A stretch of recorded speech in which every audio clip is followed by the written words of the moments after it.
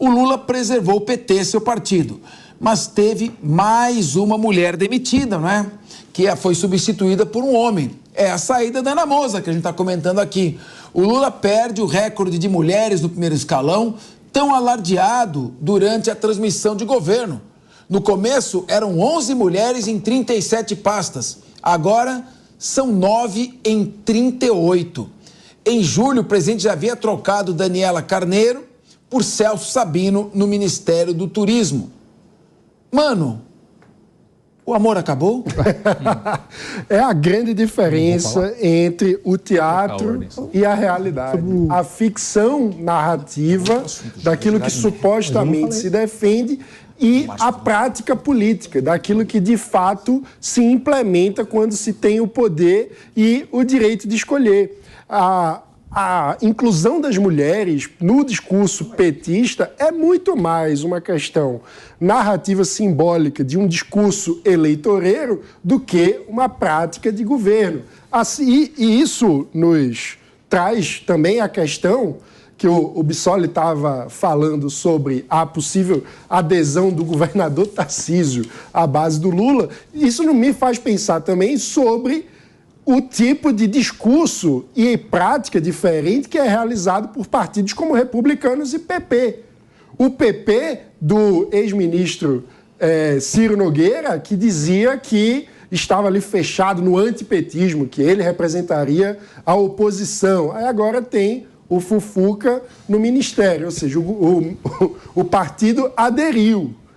O Republicanos, a mesma coisa, dizia que faria oposição ao governo do PT. Já tem ministério no governo. Ou seja, há uma distância enorme entre o discurso eleitoral, feito para, muitas vezes, enganar o cidadão, e a prática política. Por isso, o eleitor brasileiro precisa amadurecer na hora de analisar a quem vai depositar o seu voto. Nós precisamos de seriedade nesse tipo de situação para que possamos ter, de fato, partidos que representem alguma coisa. Porque o que está acontecendo é que nenhum partido, de fato, vai representar a oposição. E numa democracia, por mais que a composição política, a coalizão, a construção de acordos no Congresso seja um elemento essencial, a oposição também é. Nós precisamos ter partidos que façam oposição ao governo, uma oposição qualificada, que traga melhores propostas.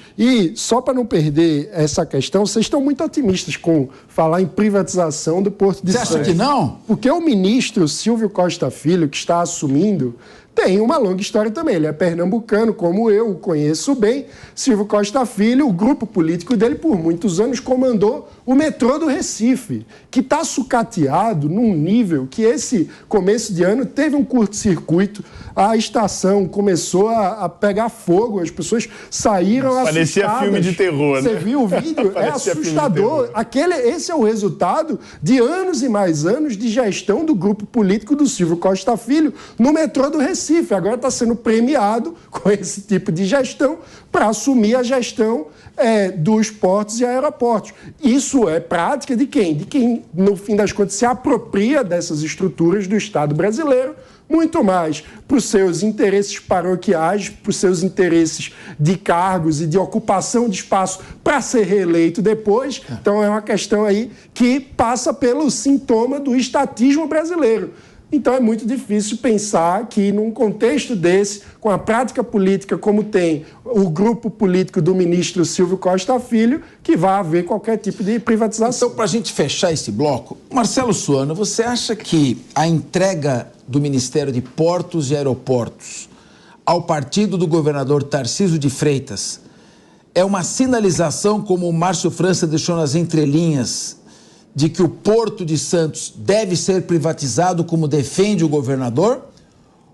Ou seria mais um aceno político-eleitoreiro ao PP para não ter problemas, deixar ele acomodar ali em cargos quem são os seus amigos e aliados? Será que vai ser uma pauta só política ou uma pauta de guinada na visão estatizante desse governo? Particularmente, eu acho que é mais política. Não se tem, eu concordo com o Mano, não tenho, é ser muito otimista imaginar que vai direcionar para uma privatização, mesmo porque está na pauta do governo impedir as privatizações e reverter aquelas que aconteceram. Independentemente da crítica que eu faço isso, é uma perspectiva governamental, uma perspectiva política, é a deles. Então não se pode esperar com tanto otimismo que se faça uma reversão. Mas eu vou fazer um comentário em relação ao Márcio França. Márcio França é interessantíssimo. Eu particularmente não sou eleitor dele, mas eu admiro muito a sua inteligência. Ele é um cara que não perde mesmo a piada, mesmo que eu não concorde às vezes com a piada dele. Eu lembro que quando eu estava na disputa para a presidência da República, ele fez uma piada que eu achei uma das piadas mais geniais, apesar de eu discordar da piada dele. Ele disse que na época metade do Brasil odiava o Lula, outra metade odiava o Bolsonaro, só tinha uma pessoa que poderia juntar o Brasil, que era um ex-governador, porque todos odiavam ele. Eu discordo, mas é uma piada muito bem feita. Ele é irônico, ele é sarcástico, ele consegue resumir a sua posição ao ponto de ele ser alguém que tem qualidade política e qualidade técnica. Por exemplo, uma das coisas que eu mais lamento foi quando teve a eleição para a Prefeitura de São Paulo, em que eu dizia em todos os lugares, veja, deixemos de lado em quem eu voto. Mas se vocês querem realmente fazer com que haja um debate de alta qualidade sobre a Prefeitura de São Paulo, se vá para o segundo turno, que vá o Márcio França e o Matarazzo, porque eram os únicos que tinham programas de governo para São Paulo, que deveria ter sido feito. Imagina como São Paulo não estaria hoje se esses dois caras tivessem ido para o debate e se um deles tivesse ganho. Eu, particularmente, torceria para o Matarazzo. Mas veja, qual é a grande questão? O Márcio França, ele está vivendo o problema de, mais uma vez, ele ter renunciado por acreditar num programa, num projeto, enquanto ele é rifado em função das lideranças políticas ou das necessidades políticas. Você está satisfeito